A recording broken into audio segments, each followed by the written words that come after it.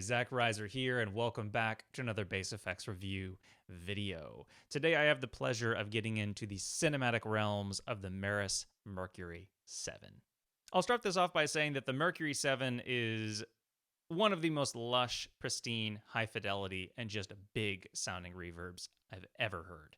The only caveat to that might be the CXM 1978 from Chase Bliss and Meris, and there is no surprise there because all of the reverbs in both the CXM 1978 and the Mercury7 were all designed by Meris.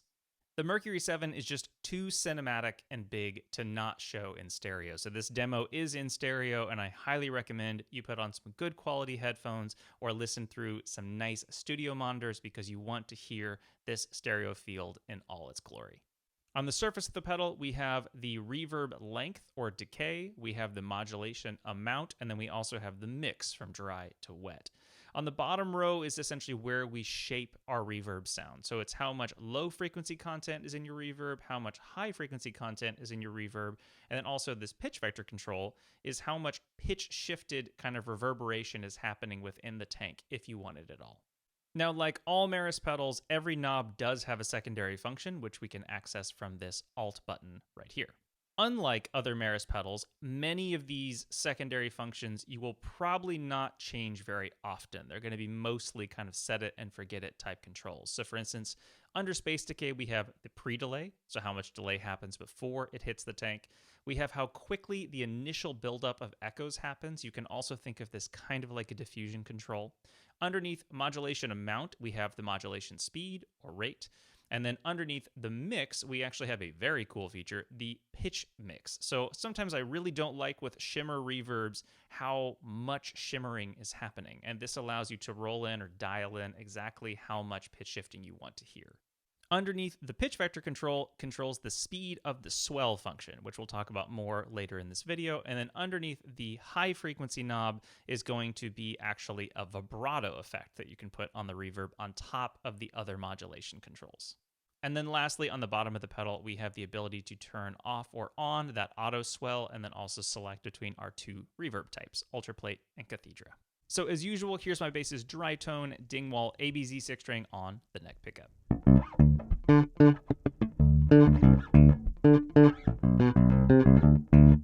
Right off the bat, first thing I want to do is just show the difference in character between the two types of reverb that they give you. The very studio quality, kind of lighter ultraplate, and then the very big, broad, and dense cathedra. Starting with ultraplate.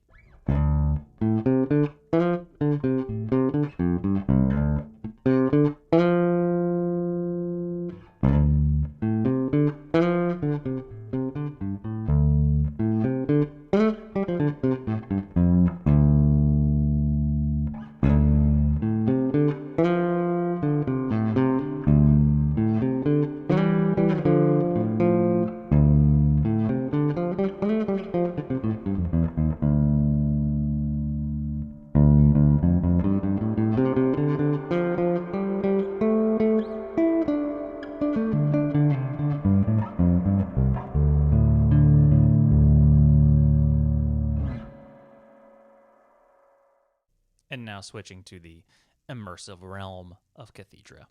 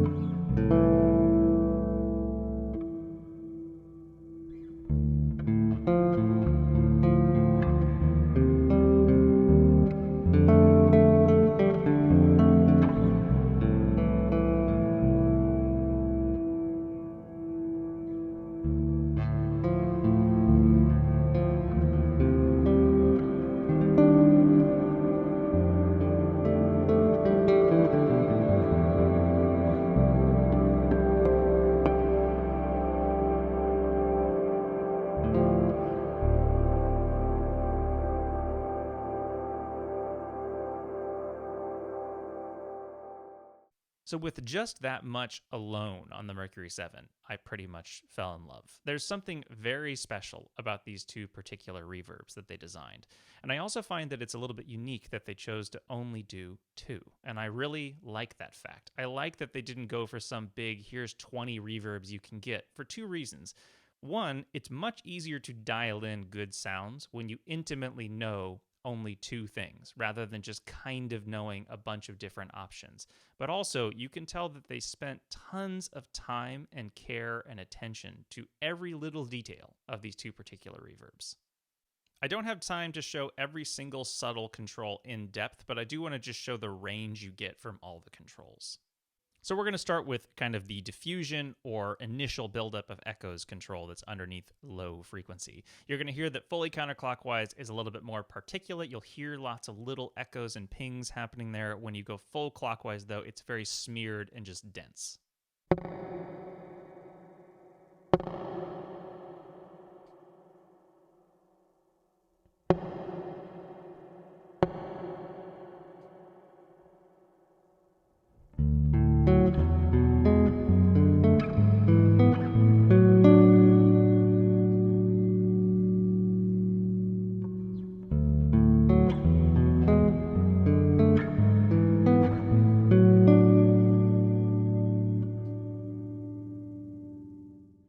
Next up, even more subtle in my opinion, is the pre-delay, which is underneath the space decay knob. So the shortest pre-delay that they give you is this. The reverb happens essentially right when you pluck, and on the far side you get just a little bit of a delay between your attack and the reverb.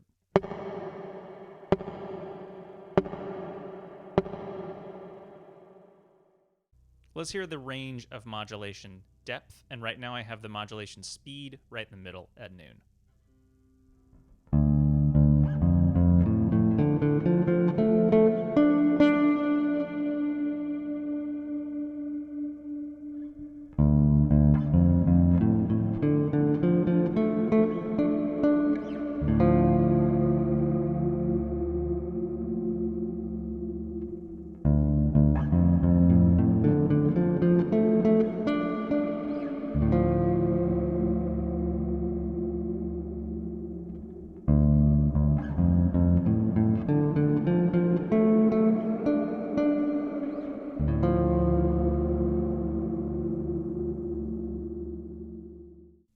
Leaving the modulation at maximum and turning the mix 100% wet and switching to plate. This is the easiest way, I think, to hear the modulation speed. So let's hear the range of modulation speeds.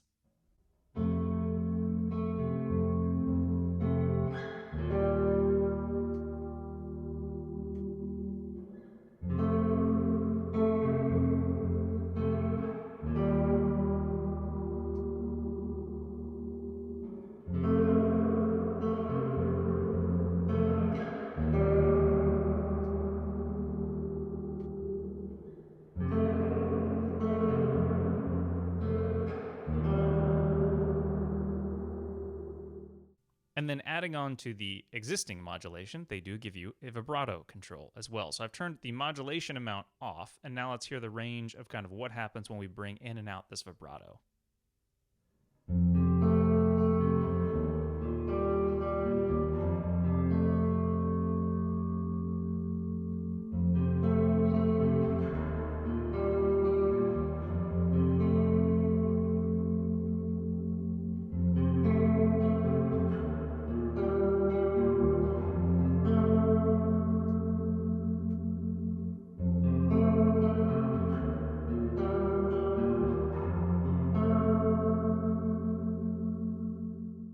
So now let's have fun. Let's get real murky with this modulation. I have both the vibrato amount and the modulation amount at 50%, and I've switched back to this cathedra setting.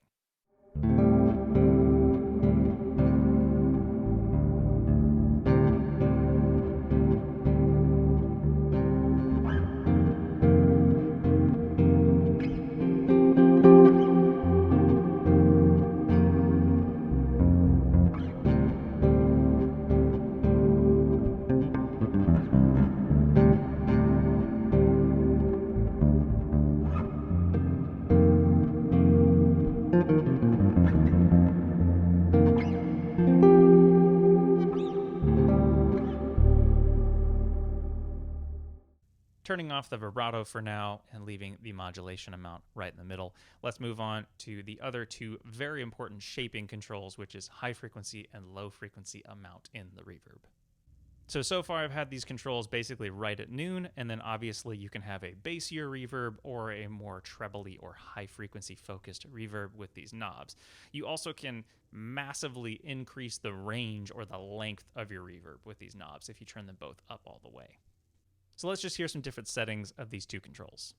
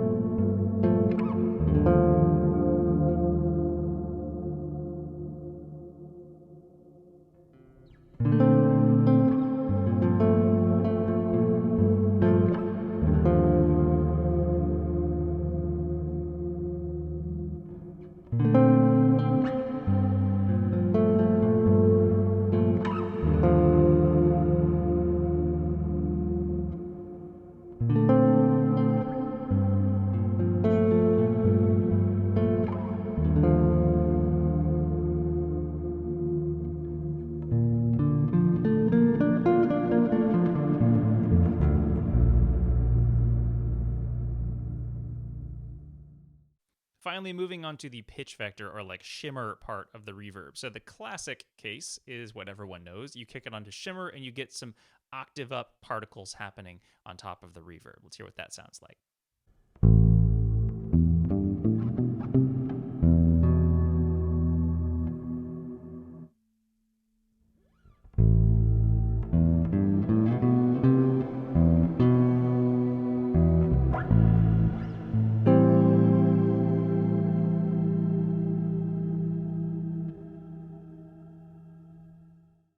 Now, if that is a little bit too in your face, you can turn that down by changing the pitch mix. So I can make it very subtle, like this.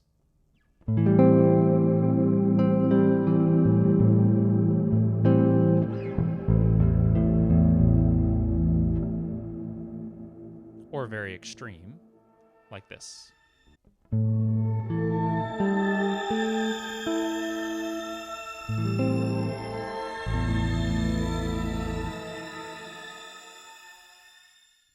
Now, as you can hear, it goes very crazy at 100%, but this allows you to kind of really dial in how much of this effect you want. So I'm going to put this back at 50%, and now we're going to play around with the different pitch options that you get.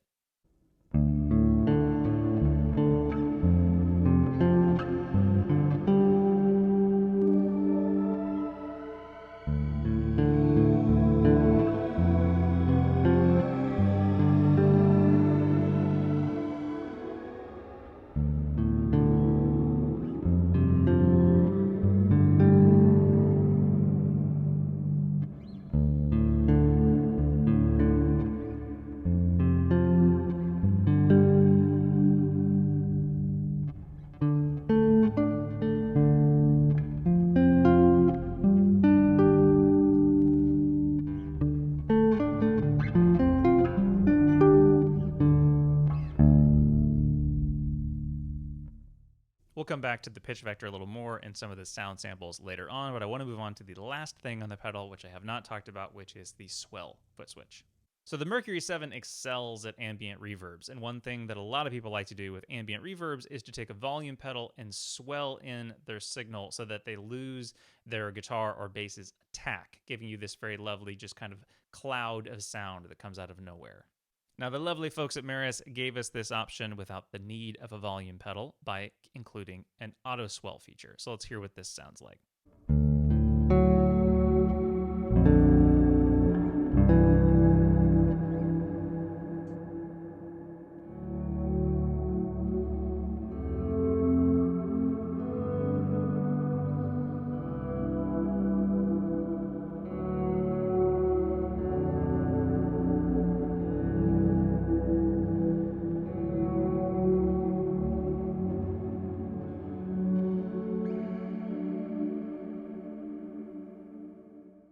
So along with the swell foot switch, we have the swell speed. So if I go fully counterclockwise on the pitch vector, I'm getting the fastest swell, which sounds like this.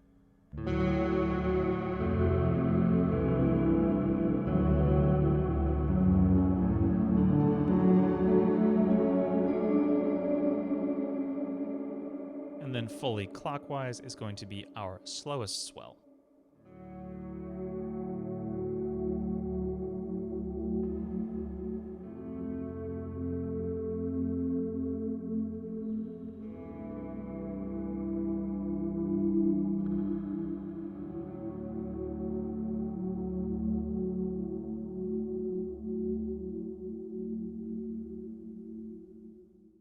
So we have gone through all of the controls about as much as I have time for in this video, but I do want to show off some of my particular favorite sounds on the Mercury7, of course, combined with some of my favorite effects.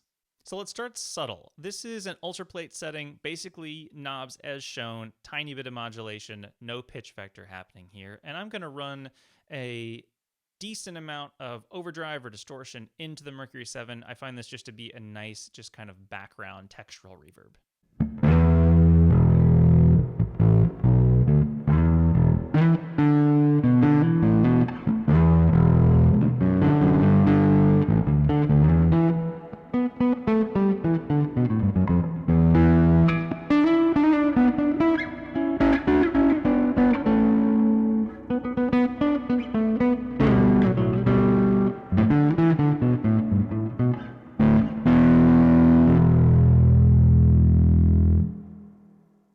So let's kick this ultraplate kind of up to the next level. I've added some upper fifth harmony in here from the pitch vector. I've also just increased kind of the overall amount of the reverb. Here's what it sounds like with my dry bass.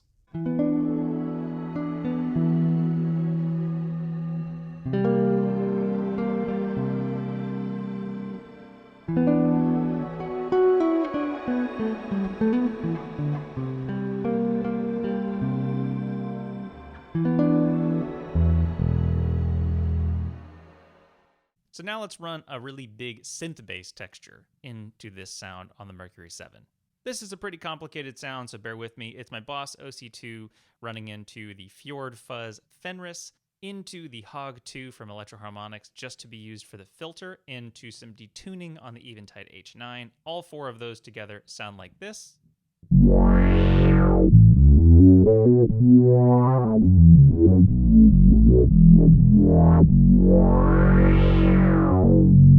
Into that preset on the Mercury7.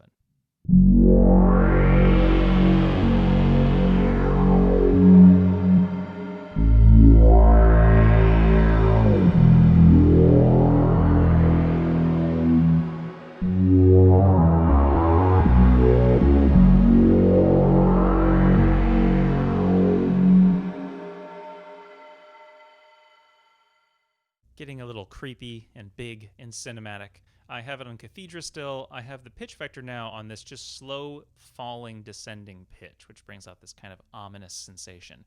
I also have the low frequency cranked to get me a little bit more bass in the signal. And let's hear what that sounds like with my dry bass.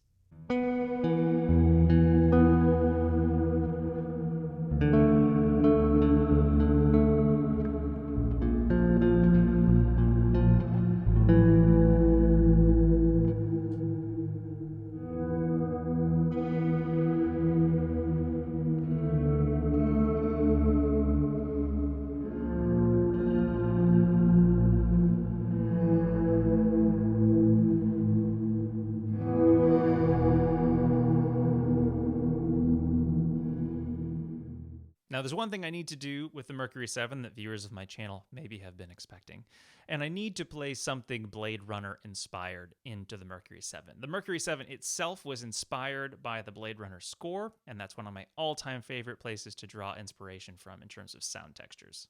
So the synth lead sound I'm working with here is that Fjord Fuzz Fenris running into the Hog 2 for some pitch and filtering, running into some detuning on the Eventide H9 again. Those by themselves sound like this. And now I'm going to run all of that into that same kind of falling cinematic reverb.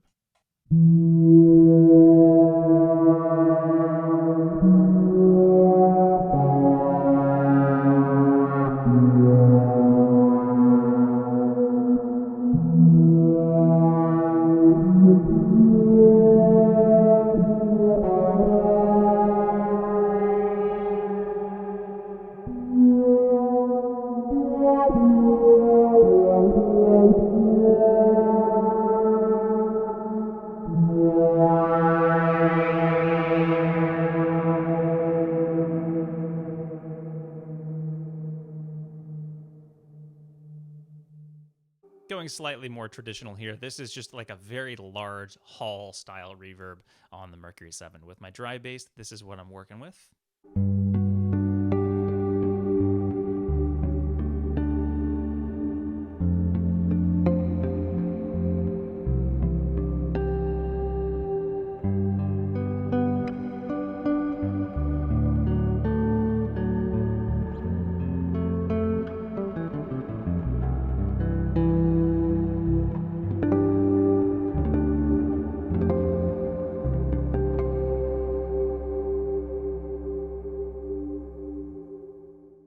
Sticking with that same big hall reverb sound, I'm now going to run a luscious freeze-cliss setting from my Electro-Harmonix Hog 2 into the Mercury 7.